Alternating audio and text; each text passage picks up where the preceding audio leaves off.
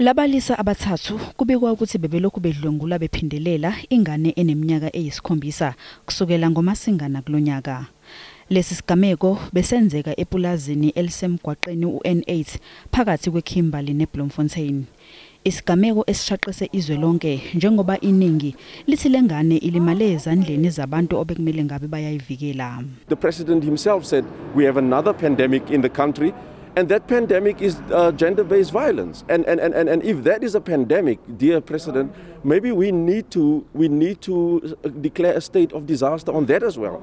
Labalisa bazoyohlolwa ngokwezempilo ngoLwesibili. Kulindeleke ukuthi babuyele enkantolo mhla ziyisithupha kuNtulikazi beyofaka isicelo sebheyili.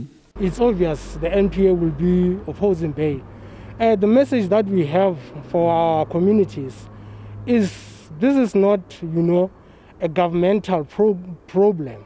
It's a societal one. Ngakolunye udaba umlisa oneminyaka engamashumi-41 usagcinwe esitokisini ngecala lokudlwengula indodakazi yakhe eneminyaka eyi-17. Kubikwa ukuthi wakwenza lokhu ngomgqibelo emva kokuyitshela ukuthi uyithengele amateki manje sekuyisikhathi sokuthi imkhokhele.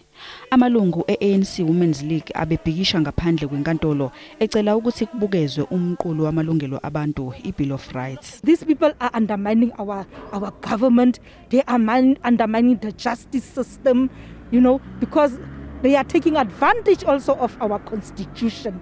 Leli cala lihlehliselwe umhla zimbili kuNtulikazi.